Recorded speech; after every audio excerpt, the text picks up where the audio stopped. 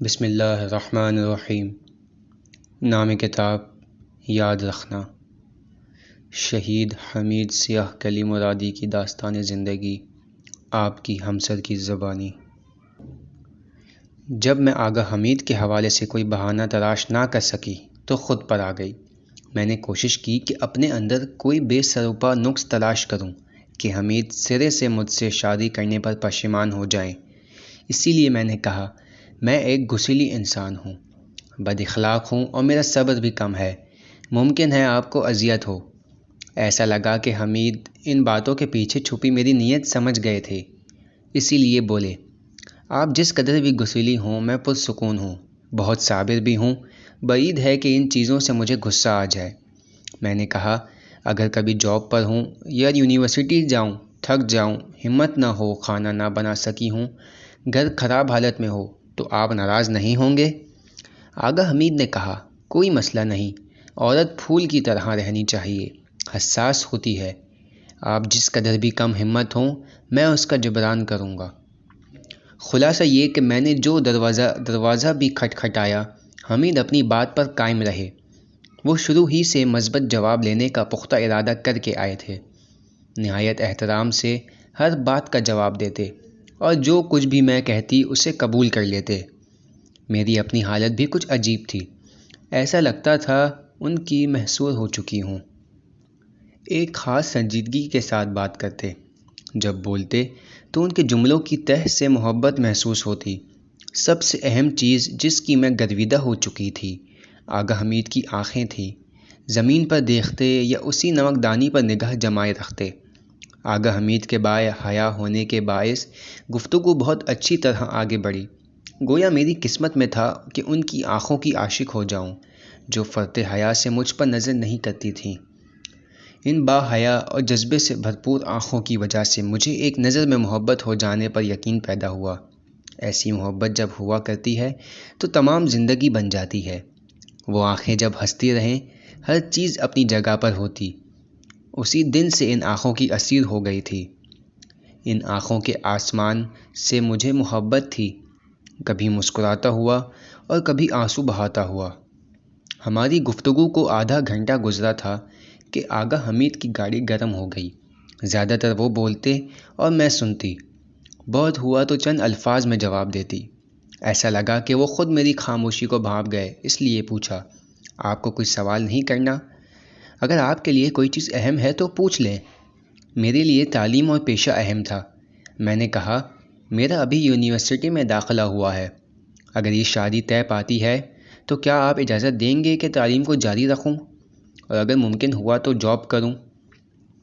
آغا حمید نے جواب دیا، آپ کے تعلیم حاصل کرنے کے مخالف نہیں ہوں، لیکن اگر حقیقت جاننا چاہیں تو بعض جامعات کے نامناسب ماحول کی وجہ سے میں نہیں چاہتا کہ میری زوجہ یونیورسٹی جائے۔ البتہ میری امی نے مجھ سے بات کی اور کہا کہ آپ کو تعلیم حاصل کرنے کا شوق ہے، لہٰذا اس اطمینان اور اعتماد کے سبب جو مجھے آپ پر ہے، میں اجازت دوں گا کہ یونیورسٹی جائیں۔ جاب پر جانا بھی خود آپ کا انتخاب ہوگا، لیکن میں نہیں چاہتا کہ اس کی وجہ سے مشترکہ زندگی کو نقصان پہنچے۔ ان کی گفتگو سن کر میں نے کہا، اطمینان رکھیں کہ میں آپ کے اس اعتماد کا جواب بہترین صورت میں دوں گی۔ کام کے حوالے سے میں خود بھی مردانہ فضا کو پسند نہیں کرتی۔ اگر مناسب ماحول ہوا تو جاؤں گی، لیکن اگر بعد میں صاحب اولاد ہوں اور میں نے ایک لمحے کے لیے بھی محسوس کیا کہ میرے شوہر یا بچے کو میرے جاب پر جانے کے سبب اذیت ہو رہی ہے تو میں وعدہ کرتی ہوں کہ پھر نہیں جاؤں گی۔ آغا حمید کے اکثر سوالات مجھے اپنی جانب سے پوچھنے کی ضرورت محسوس نہ ہوئی۔ اس عرصے میں دادی نے آغا حمید کے بارے میں اتنا کچھ بتایا تھا کہ میں ان سب کے جوابات جانتی تھی۔ گفتگو کے دوران میں نے پوچھا، آپ تکنیکی کام جانتے ہیں؟ میرے سوال پر حیران ہو کر انہوں نے کہا، لیمپ بند کرنے کی حد تک جانتا ہوں۔ میں نے کہا، کیا پانی کے نل کا واشر بدلنے کی حد تک جانتے ہیں؟ آغا حمید بولے، ہاں، اطمینان رکھیں، میرا ہاتھ ان کاموں میں برا نہیں ہے، کام چلا سکتا ہوں۔ ایک مسئلے نے میرے ذہن کو الجھایا ہوا تھا، مسلسل اسے اپنے ذہن میں الٹ پلٹ رہی تھی کہ کس طرح پوچھوں۔ پھر اپنے دل کو دریا کی موجوں کے حوالے کیا اور کہا، معاف کیجیے گا کہ یہ سوال کر رہی ہوں، کیا میری شکل و صورت آپ کو پسند ہے یا نہیں؟ خود مجھے ایسا لگتا تھا کہ کہیں ایسا نہ ہو آغا حمید اپنے گھر والوں کے اصرار پر یا پھر اس لیے کہ بچپن سے یہ باتیں کہی گئی تھی میرے رشتے کے لیے آئے تھے۔ آغا حمید کے جواب نے مجھے مطمئن کر دیا۔ مجھے نہیں پتا کہ ایسا کیا ہوا کہ آپ نے یہ سوال کیا۔ اگر میری پسند نہ ہوتی تو یہاں نہیں آتا اور اس قدر اصرار نہیں کرتا۔ 5 سے 6:30 بجے تک ہم نے بات کی۔ ابھی تک نمکدانی آغا حمید کے ہاتھوں کے درمیان گھوم رہی تھی۔ باتیں ختم ہو گئی تھیں۔ جب وہ کمرے سے نکلنا چاہتے تھے تو مجھے پہلے جانے کا اشارہ کیا۔ میں نے کہا، نہیں، پہلے آپ۔ انہوں نے کہا، آپ یقیناً سوچنا چاہتی ہیں، لہٰذا اجازت دیں کہ آخری حدیث بھی بیان کروں۔ ایک لمحہ فکر کرنا 70 سال کی عبادت سے افضل ہے۔ گفتگو کے دوران چند بار انہوں نے احادیث اور روایات کا سہارا لیا تھا۔ جو کچھ بھی کہتے یا امام صادق کا فرمان ہوتا یا امام باقر علیہ السلام کا۔ اس حدیث پر ہماری گفتگو کا اختتام ہوا اور وہ مجھ سے پہلے کمرے سے نکل گئے۔ اس دن مجھے اندازہ نہیں تھا کہ آغا حمید کا مقصد یہی تھا۔ وہ آئے، جواب لیا اور پھر بہت جلدی چلے گئے۔ جو کچھ انہیں چاہیے تھا وہ حاصل کر گئے تھے۔ اب میں تھی اور خوابوں کی ایک دنیا جن کے ساتھ بچپن سے میں نے زندگی گزاری تھی، اور میں نے محسوس کر لیا تھا کہ اس دن سے نشیب و فراز میرے انتظار میں ہے، ایک نیا انتظار جو ختم نہ ہونے والے احساس میں تبدیل ہو جائے گا۔ گفتگو کے اس 1.5 گھنٹے کے دوران میرے والد، جب کہ ان کا پاؤں زخمی تھا، عصا ہاتھ میں لیے کمرے کے باہر ٹہل رہے تھے۔ راہداری کے کونے تک جاتے، دیوار سے ٹیک لگاتے اور اپنی بات اشاروں اور تاثرات سے سمجھاتے کہ بس کافی ہے۔ ان کے چہرے پر بآسانی اضطراب دیکھا جا سکتا تھا۔ میں جانتی تھی کہ مجھ سے کس قدر وابستہ ہیں اور ان گزرتے لمحوں میں نے انہیں پریشان کر دیا ہے۔ جب کبھی پریشان ہوتے، راہ چلتے یا ہونٹوں کو دباتے۔ جب میں کمرے سے باہر آئی تو پھپھو نے کہا، فرزانہ جان، اچھے سے سوچ بچار کر لو، ہم آئندہ ہفتے جواب لینے کے لیے فون کریں گے۔ شرمندگی کے باعث اس دن کی گفتگو کے حوالے سے اپنے بابا اور ماما سے بات نہ کر سکی۔ ایسے موقعوں پر معمولاً اپنے بھائی علی سے بات کرتی۔ مختلف معاملات میں وہ میرا خصوصی مشیر تھا، حالانکہ عمر کے لحاظ سے مجھ سے 1 سال چھوٹا ہے، لیکن اچھا اور منطقی مشورہ دیتا۔ اس وقت جم گیا تھا۔ جب گھر کی پہنچا تو اس سے پہلے کہ اپنا بیگ زمین پر رکھتا، میں نے آغا حمید سے اپنی گفتگو کا ماجرا کہہ سنایا اور اس کی رائے پوچھی۔ علی نے کہا، اچھا، کیا جو بات کی حمید بہت اچھا لڑکا ہے، میں ہر لحاظ سے اس کی تائید کرتا ہوں۔ آغا حمید کی محبت ان ابتدائی لمحوں سے میرے دل میں گھر کر گئی تھی۔ مجھے خدا سے کیے ہوئے اپنے وعدے کی یاد آ گئی۔ عین 20ویں روز آغا حمید میرے رشتے کے لیے گھر آئے تھے۔ میں نے سوچا بھی نہیں تھا کہ اہل بیت سے توسل میرے دل کو اس طرح گرم کرے گا اور اس کے آرام و سکون کا سبب بن جائے گا۔ ایک عجیب سے احساس نے مجھے گھیر لیا تھا۔ وہ سب ماضی کے خوف اور بے چینی اپنی جگہ دلی سکون چھوڑ گئے تھے، جیسے مجھے ایک مستحکم سہارا مل گیا تھا۔ ایسا لگتا تھا کہ میں پورے اطمینان کے ساتھ آغا حمید پر بھروسہ کر سکتی ہوں۔ خود اپنے آپ سے کہا، حمید وہی ہے کہ جس کے ساتھ دنیا کے اختتام تک بغیر کسی خستگی اور تھکاوٹ کے رہا جا سکتا ہے۔ اس واقعے کو 3 دن گزر گئے تھے۔ میں پھولوں کو باغ میں درست کرنے کا کام انجام دے رہی تھی۔ امی نے اشاروں میں چند بار آغا حمید کے حوالے سے میری رائے پوچھی۔ ان کی حالت اور کیفیت سے معلوم ہوتا تھا کہ بہت خوش ہیں۔ وہ ہمیشہ سے آغا حمید سے مادرانہ شفقت رکھتی تھیں۔ ابھی ہم بات کر ہی رہے تھے کہ گھر کے فون بجنے کی آواز آئی۔ امی نے فون اٹھایا۔ ابتدائی سلام علیک سے ہی میں خبردار ہو گئی تھی کہ شاید پھپھو نے جواب لینے کے لیے فون کیا ہے۔ احوال پرسی کے دوران امی نے مجھے ہاتھ سے اشارہ کیا کہ وہ پھپھو کو کیا جواب دیں۔ میں کہنے والی تھی کہ ابھی تو 1 ہفتہ مکمل نہیں ہوا، پھر کس بات کی جلدی ہے، لیکن خود غور کرنے پر میں نے دیکھا کہ میرا جواب تو طے ہے، چاہے آج ہو یا چند دن کے بعد۔ اپنے کندھوں کو اچکایا اور اپنے دل کو دریا کی موجوں کے حوالے کرتے ہوئے بولی، میرا جواب مثبت ہے، مگر کیونکہ ہم رشتہ دار ہیں لہٰذا پہلے میڈیکل ٹیسٹ کروانا ہوگا تاکہ بعد میں کوئی مسئلہ درپیش نہ ہو۔ جب تک ٹیسٹ کا جواب نہیں آ جاتا یہ بات کسی اور کے سامنے نہ کریں۔ پھپھو کے اس قدر جلدی فون کرنے کی وجہ آغا حمید تھے۔ انہوں نے اپنی والدہ سے کہا تھا میں نے فرزانہ خانم کو راضی کر لیا ہے، آپ فون کریں، میں مطمئن ہوں کہ ہمیں مثبت جواب ملے گا۔ ہسپتال میں ICU کی کھڑکی کے باہر تمام مریضوں اور اپنی دادی کی شفایابی کے لیے دعا کر رہی تھی۔ 2-3 دن سے دادی کو دل کی دھڑکن ناہموار ہونے کے سبب ایڈمٹ کیا تھا۔ میں ان کے لیے بہت پریشان تھی۔ مجھے اپنے حال کا کچھ پتہ نہیں تھا کہ اس وقت کسی نے اپنا سر ہلا کر مجھے سلام کیا۔ آغا حمید تھے۔ ابھی تک میں جرات نہیں کر سکی تھی کہ ان کی آنکھوں کی جانب دیکھوں۔ اس دن تک تو میں یہ بھی نہیں جانتی تھی کہ ان کی آنکھوں کا رنگ کیا ہے۔ آغا حمید بولے، پریشان نہ ہوں، دادی ٹھیک ہو جائیں گی۔ ویسے میں نے 2 دن بعد میڈیکل ٹیسٹ کے لیے اپائنٹمنٹ لی ہے۔ جس دن اپائنٹمنٹ تھی میں اپنی امی کو بھی ساتھ لے گئی۔ میں اور امی آگے چل رہے تھے اور آغا حمید ہمارے پیچھے۔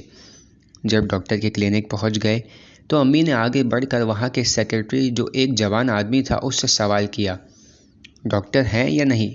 اس نے جواب دیا کہ ڈاکٹر کسی کام پڑنے کی وجہ سے نہیں آ سکیں گی، آپ کی باری آج کی بجائے منگل تک ملتوی ہو گئی ہے۔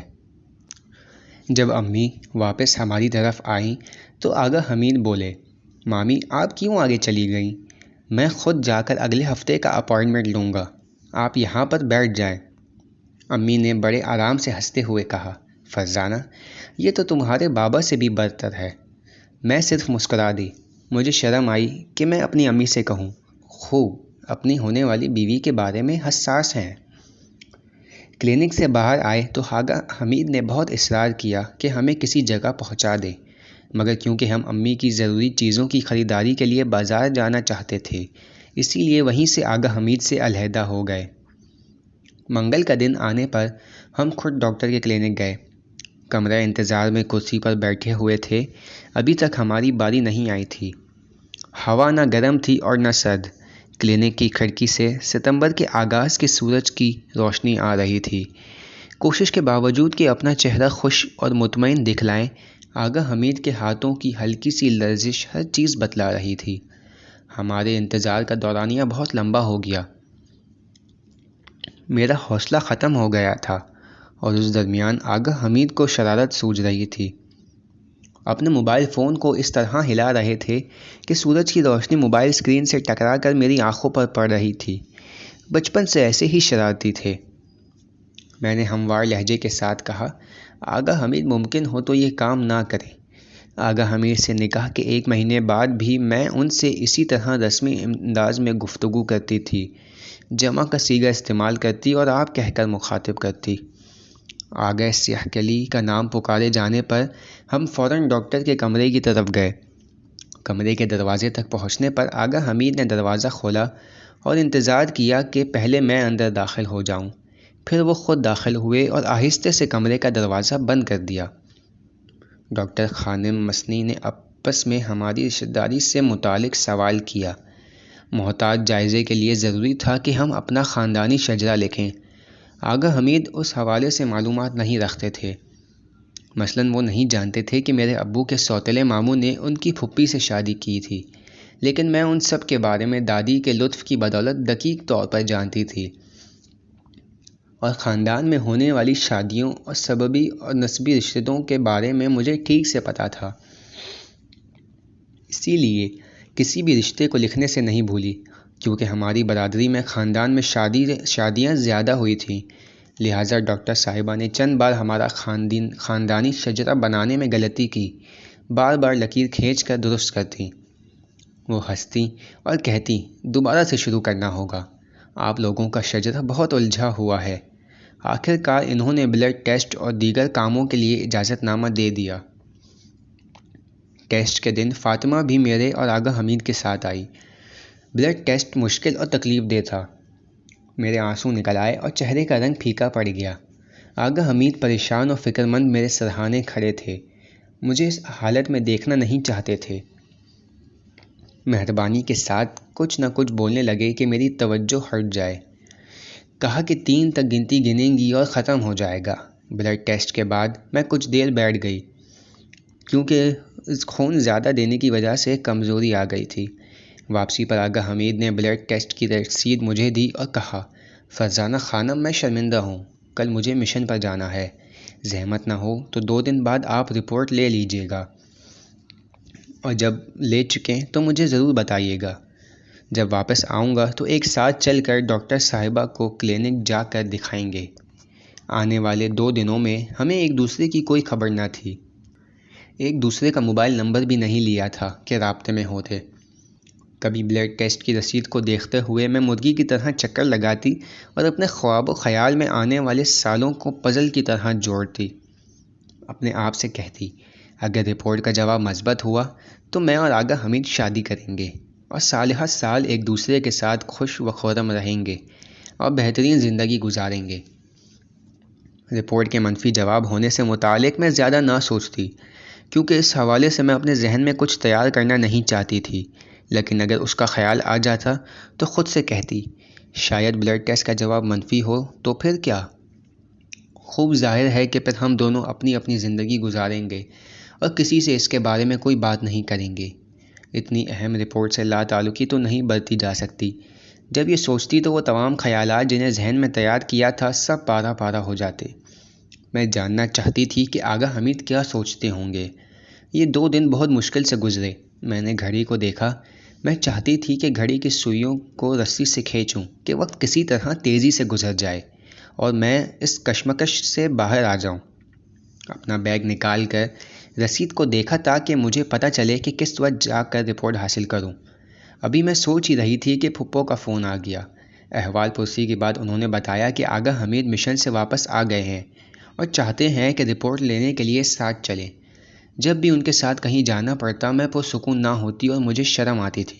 سمجھ میں نہیں آتا تھا کہ بات کس طرح کروں۔ آغا حمید مجھے لینے کے لیے آئے اور ہم رپورٹ لینے کے لیے لیبارٹری گئے۔ رپورٹ کے حوالے سے اپنی پریشانی کو ہم ایک دوسرے سے چھپانے کی کوشش کر رہے تھے، لیکن دونوں ہی کی آنکھوں سے بے چینی ظاہر تھی۔ آغا حمید رپورٹ لے کر میرے پاس لائے۔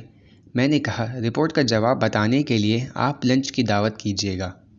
آغا حمید بولے، آپ دعا کریں کہ رپورٹ میں کوئی مشکل نہ ہو، 1 لنچ کی جگہ 10 لنچ کی دعوت دوں گا۔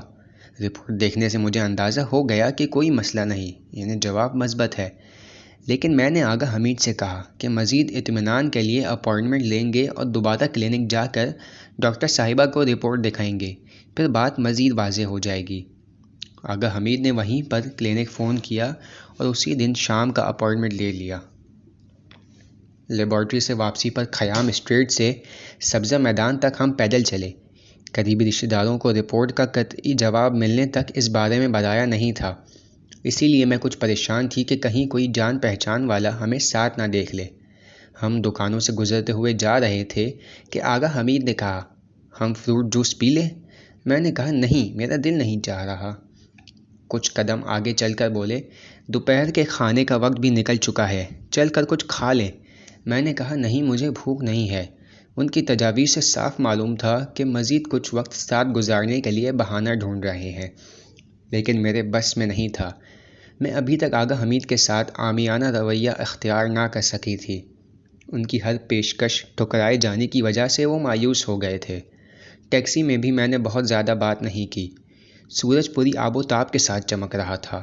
میں نے دھوپ کا چشمہ پہن لیا۔ آغا حمید کی ایک پلک شرٹ پر گر گئی تھی۔ پلک ہاتھ میں لے کر مجھے دکھائی اور بولے دیکھیں، اس لیے کہ آپ مجھ سے بات نہیں کرتی میری پلکیں گر رہی ہیں۔ نہ چاہتے ہوئے بھی میں ہنس پڑی، لیکن اسی ہنسنے کی وجہ سے میں گھر پہنچ کر بہت روئی کہ میں کیوں ایک نامحرم کی بات پر ہنس دی۔ میری امی نے مجھے روتے ہوئے دیکھا تو کہا، میری بیٹی، اس میں رونے کی کیا بات ہے؟ اب تم باقاعدہ طور پر حمید کی بیوی بننے والی ہو، اس لیے غلط بات نہیں ہے۔ امی کے مہربانی سے بھرے جملوں کی وجہ سے میں کچھ پرسکون تو ہو گئی، لیکن تہہ دل میں بہت پریشان تھی۔ ایک طرف میں چاہتی تھی کہ زیادہ سے زیادہ آغا حمید کے ساتھ رہوں، انہیں سمجھوں، ہم ایک دوسرے سے مزید بات کریں، اور دوسری طرف مجھے شرم آتی تھی۔ اس نوعیت کا رابطہ میرے لیے بالکل نیا تھا۔ اسی دن مغرب کے قریب آغا حمید مجھے لینے آئے تاکہ کلینک جا سکیں۔ وہاں 1-2 سے زیادہ افراد اپنی باری کے منتظر نہیں تھے۔ آغا حمید فیس ادا کر کے میرے قریب کرسی پر بیٹھ گئے۔ ان کے پاؤں کی مسلسل حرکت کی وجہ سے میں ان کی بے چینی سمجھ گئی تھی۔ کچھ دیر انتظار کرنے پر ہماری باری آئی تو ہم اندر گئے۔ ڈاکٹر صاحبہ نے رپورٹ کو بغور دیکھا۔ ان کے جائزے میں کچھ منٹ لگے، پھر جیسے ہی انہوں نے اپنی اینک اتاری، مسکرائیں اور کہا، مٹھائی کھلانی پڑے گی۔ مبارک ہو، کوئی مسئلہ نہیں ہے، آپ دونوں شادی کر سکتے ہیں۔ آغا حمید نے آنکھیں بند کی اور سکون کا سانس لیا۔ وہ مطمئن ہو گئے تھے۔